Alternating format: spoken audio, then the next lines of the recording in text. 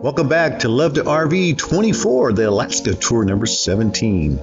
Today's basically Tok to Fairbanks, a little drive, and we'll talk about the Tok Rv Village, and we'll go through Delta Junction, and we'll check out the road, and just some beautiful sceneries all in between. This happened to the air tanker base next to Tok. One guy there, and he fills up the air tankers when they do come by. He's like, one a day might come by. It depends what's burning and where it's at. Anyway, Tok Rv Village was a great place, great stopping point. The bathrooms are definitely a 9. They have nice showers, nice stalls, clean. They also have a RV washing station with great pressure. Almost the sites are 50 amp service. There's a lot of tent sites and other smaller sites. They do have a dump station there to the right. The bathhouse, barely see it on the other side of the RV there.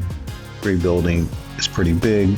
They also had a nice clean laundry room in there, and pretty big place, because this is like the biggest place after you get into Alaska from Canada and into Tok. Tok's kind of a middle point, and you head south, north, and east, or west, west, and we'll head toward Fairbanks. This is downtown Tok. It had a visitor center, a bunch of other restaurants, gas stations, fuel and diesel.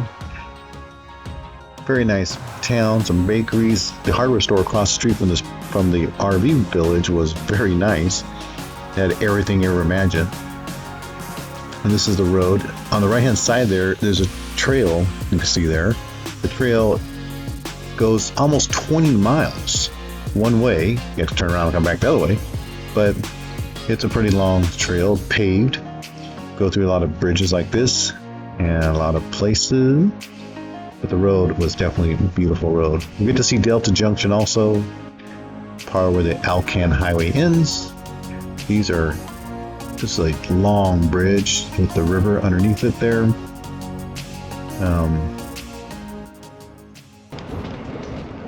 I can imagine when it's wintertime and that thing's frozen, or when there's springtime and that thing's flowing like crazy.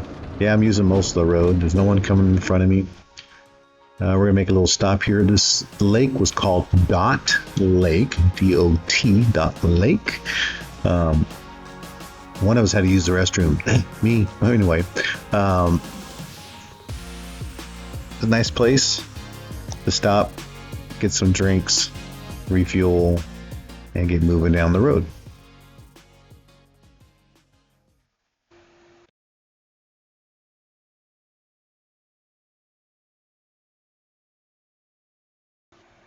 So we stopped here.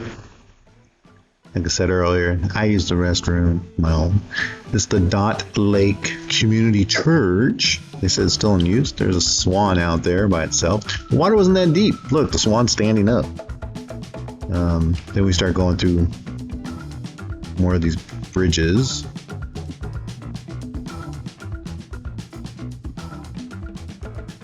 Look how wide that is. Look at this. This is actually wooden deck. Someone's coming down that hill right now. Good shape. Oh, look, it's wood. Yeah, that was a wooden deck down there. And again, pretty wide river. Don't imagine when it's frozen and when it's really flowing lots. This is June. So, and how they also have, they call these wildlife corridors where you can see on the right side and left side of the road very well. This is kind of fast forward through here because look how wide this river was, and getting through this bridge. Look, no cars coming the other way. And that's one good thing about Alaska traveling. You don't get a lot of cars traveling the opposite direction a lot of the times. Usually these big rig trucks are zooming from point A to point B. This is Delta Junction, the town we're starting to come into. So history of Delta Junction. Look at that.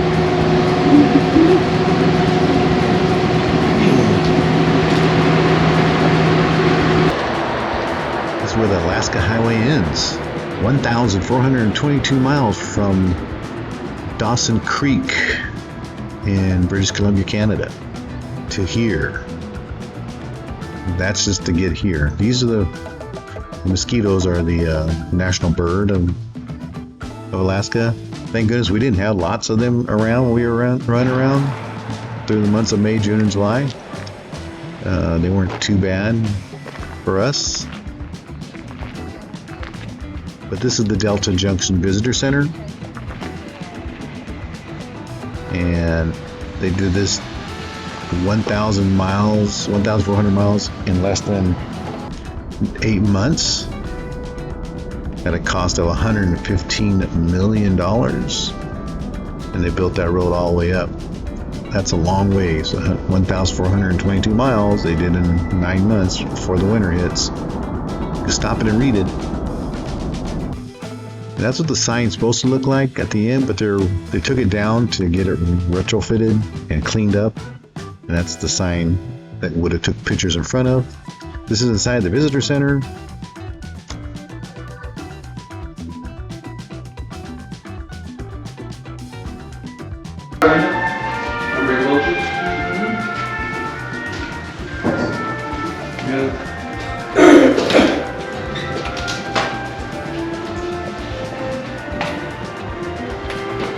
Look at that.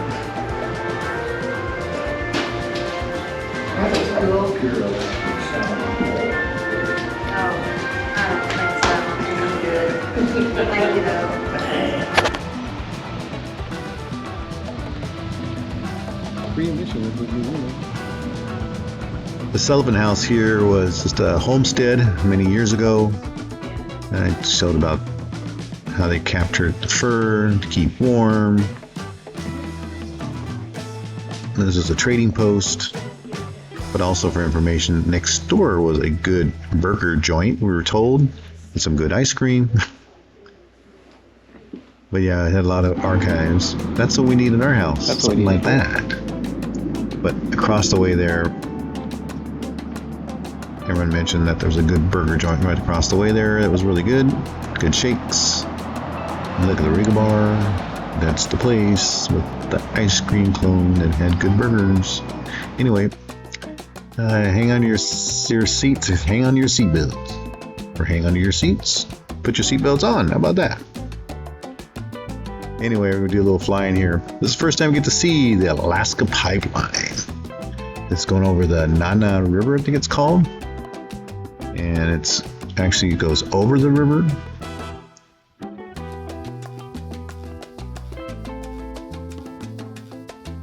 And this zooms through here, comes all the way, see the cuts in the opening there, that's where it comes down underground, comes back up, and goes over the river, and comes this direction, and starts heading toward Valdez.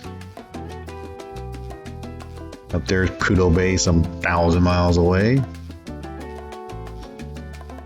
But that's the Alaska Pipeline, one of the pumping stations they have. This is one of the lots of rivers. Look how beautiful. It's just all the forest land.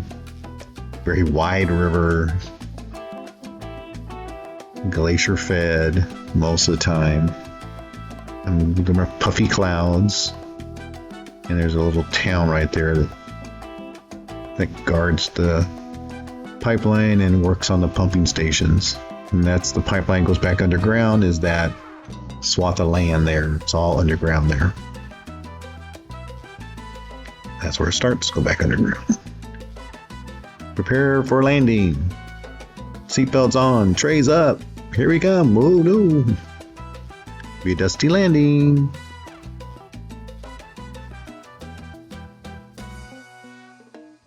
Voila. Safely landed. Here are some still pictures of the bridge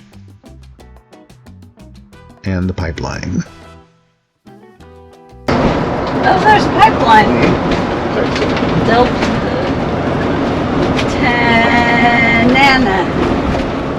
Tanana River. I'm sure it's called it the Nana.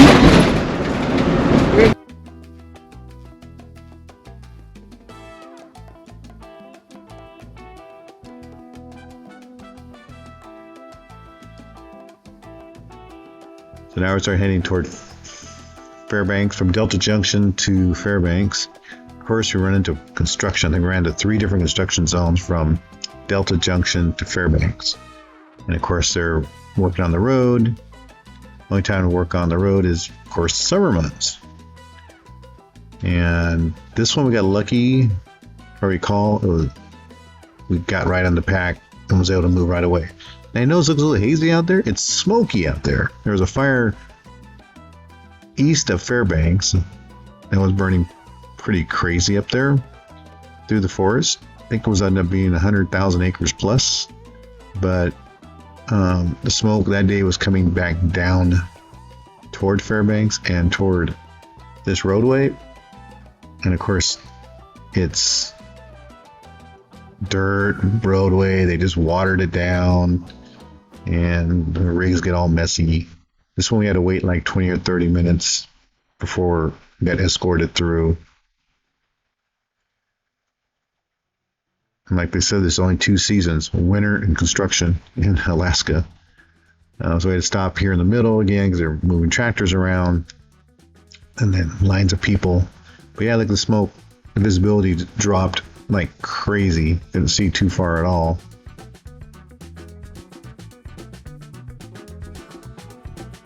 And very smoky. You can definitely smell the smoke.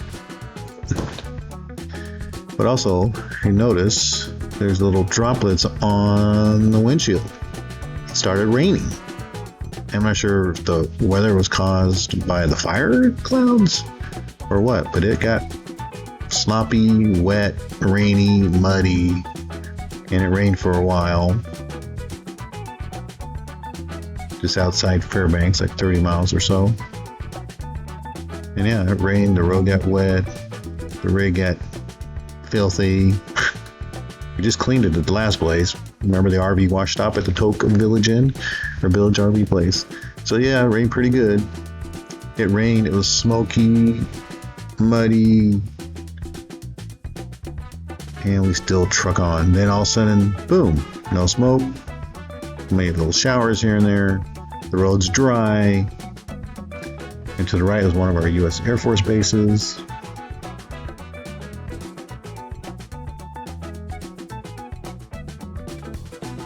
We exit the nice highway to get off here, Badger, to get to the KOA, Fairbanks.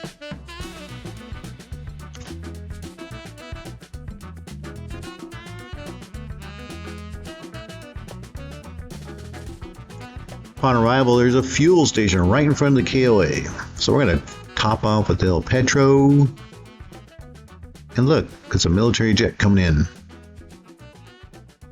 at the Army base there. This fuel stop was 206 miles between, $112, 27.4 gallons, ended up being $4.10 a gallon. We averaged 7.5 miles per gallon.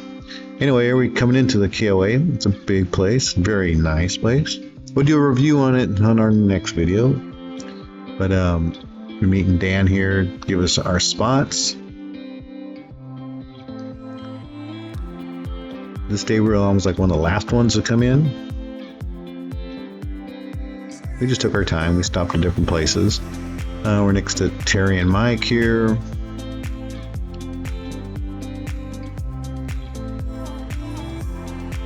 Seemed pretty tight, but they were all good sites. Had a little grass, some tables, full hookups, 50 amp service.